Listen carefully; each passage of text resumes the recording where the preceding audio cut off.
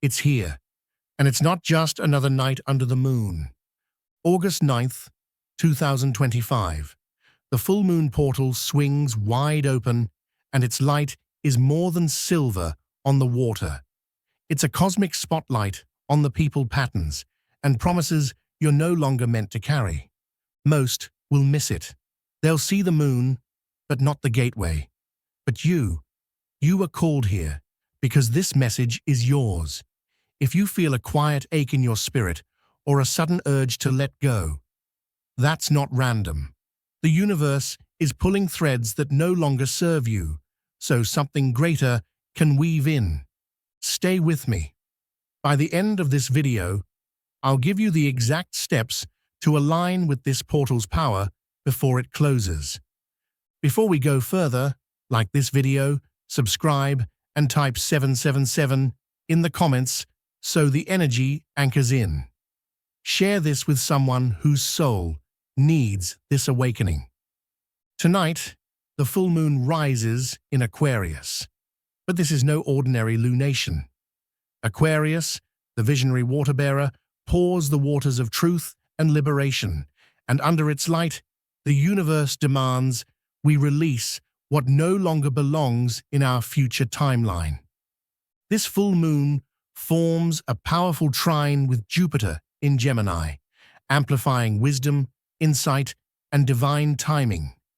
Yet it also squares Uranus in Taurus, a cosmic tension that forces sudden revelations, unexpected endings, and breakthroughs that feel like they've been brewing for lifetimes.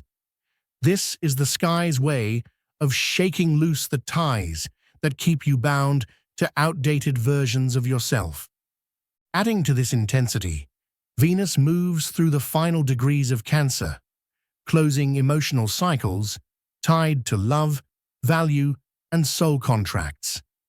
When Venus touches this threshold, it stirs karmic memories, reminding you of people and connections that have completed their sacred purpose in your life. This alignment is not just an astrological event. It is a portal, a vibrational gateway where endings and beginnings overlap, and the veil between timelines thins. Those who listen will feel it as an inner knowing, a clear, unshakable urge to let go. Those who resist will feel the heaviness grow. Right now, the cosmos is not simply asking you to release. It is opening a door you cannot walk through with your old burdens in hand. If you've been feeling different lately, heavier in the mornings, your body slower to rise, your mind swimming between dreams and daylight, you're not imagining it. The August 9th full moon portal is working in ways your conscious mind can't fully grasp, but your body and soul already know. You may notice fatigue wrapping around you like a fog, moments of dizziness when you're perfectly still, or your heartbeat responding to unseen tides.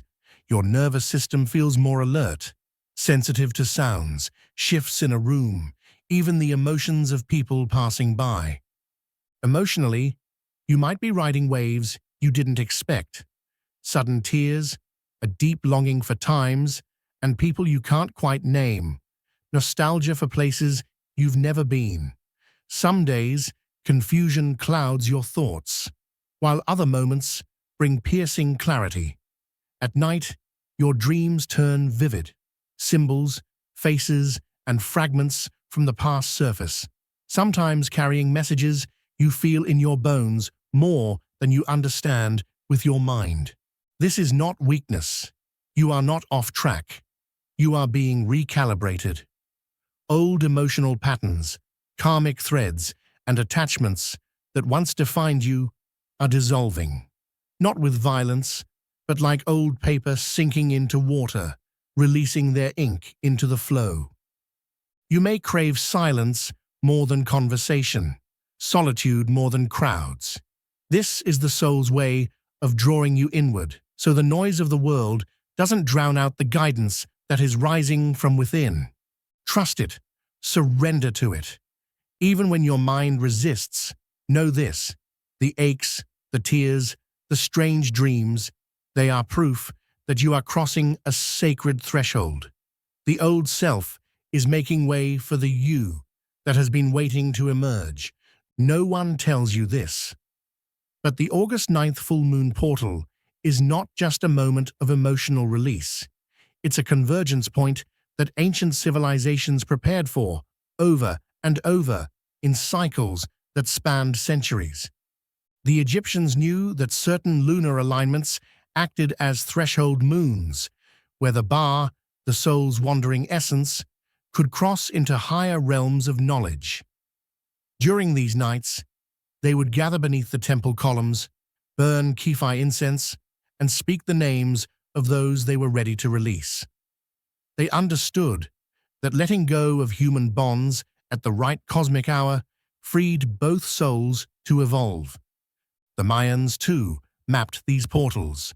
They carved lunar glyphs into stone to mark the dates when the moon's energy synchronized with specific star points. These were moments when the threads between worlds thinned, allowing the heart to speak directly to the infinite. It was during such alignments that they performed separation rites, not from anger, but from the deep knowing that not all souls are meant to travel together forever. In Tibet, lamas spoke of the moon's silver path as a bridge between the gross body and the rainbow body. On nights like August 9th, they would meditate facing north, visualizing 12 lotus petals blooming in the crown chakra, a sign that the higher chakras beyond the traditional 7 were activating. And in the Anatolian shaman traditions, there was a belief that the full moon's light did not just illuminate, it unstitched the energetic knots that kept people bound in outdated soul contracts. The shamans would say, "The moon opens the door, but you must be brave enough to walk through." Here's the hidden layer. The August 9th date holds numerological codes that amplify this release. In universal numerology, 8 is the number of infinity and karmic balance, the looping cycle of cause and effect. 9 is the number of completion, the final chapter before a new beginning. Together, 8 and 9 form a sequence of infinite endings, signaling that the karmic wheel has spun full circle. Look deeper. The year 2025 reduces to 9. 2 plus 0 plus 2 plus 5 gives 9. This means we are standing in a 9-9 portal, an alignment of double completions. And if you've been seeing 11-11 or 1-11 lately, that's no coincidence. The ones mark the soul's initiation into a new timeline. And in this portal, those codes are the universe's way of whispering. The door is open. Step forward, unburdened. Most people don't realize this. The 12 chakras are not just a metaphor. The additional 5 beyond the common 7 connect us to higher realms of guidance and memory. The soul star above your crown, the stellar gateway, and points that link you directly into cosmic consciousness. On nights like this, those upper chakras hum with activity, receiving downloads, flashes of insight, sudden clarity about relationships, and a deep inner push to cut cords where love has turned to weight. This is why the emotional signs you've been feeling are so intense. The body is translating frequencies your mind hasn't fully caught up to yet. Letting go in this portal is not abandonment. It's alignment. It's understanding that some souls are chapters, not the whole book. So tonight, when the moon is at its peak, remember the ways of the ancients. Light a candle, breathe deeply, speak the names of those you are ready to release, with gratitude, without blame. Visualize the infinity loop turning into a straight path forward, the 9 closing a chapter behind you. The hidden truth is this: you are not losing them. You are returning them, and yourself, to the place where both can grow without chains. That is the sacred work of this full moon. Shadow work is not glamorous. And here's the paradox. Shadow work is not about erasing your past. It's about integrating it so it no longer controls you. When you stop running from the darkness, you realize it's been holding keys all along. Keys to strength, empathy, and wisdom you couldn't access any other way. So under this moon, give yourself permission to be dismantled. Sit with the discomfort. Let the tears come without editing them. Feel the rage without labeling it wrong. The alchemy happens when you stop fearing the shadow and start conversing with it. Ask it, what are you here to teach me?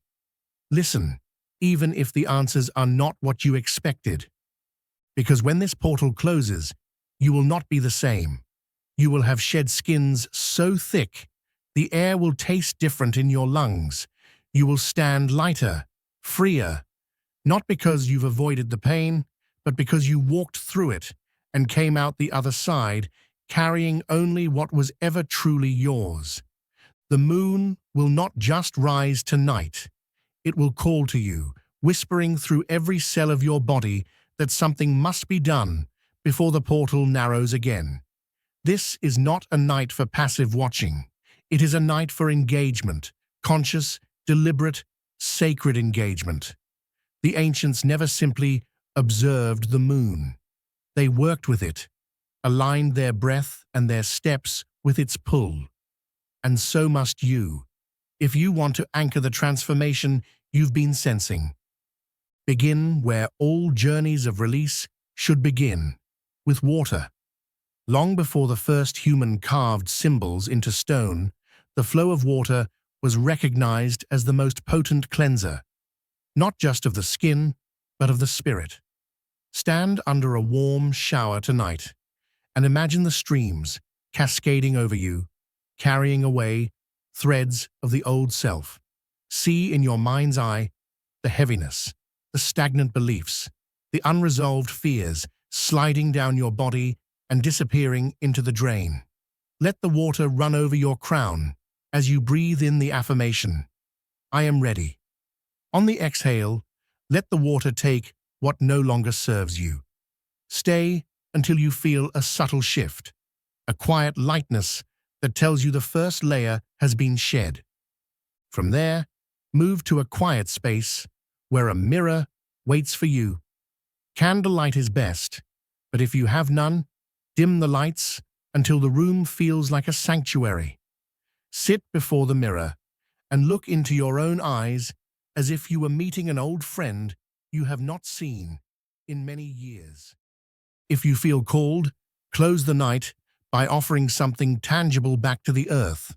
This could be pouring the leftover water from your anointing bowl into the soil, leaving a piece of fruit beneath a tree, or simply placing your hands on the ground and sending gratitude into it. Portals, no matter how mystical, are part of a cycle of exchange. We ask, we receive, and we give back. This keeps the flow alive. And so, your ritual is complete. But do not think of it as an ending. Tonight, you have braided together water's cleansing, fire's transformation, air's intention, and earth's grounding. You have spoken with your shadow, awakened your vision, sealed your home, and planted your desires. In doing so, you have not only worked with the full moon portal, you have stepped fully into it, letting its currents carry you to the version of yourself that has been waiting patiently beyond the threshold. From this moment forward, you walk differently, you speak differently, you choose differently. This is not because you are pretending to be someone new, but because you have removed the debris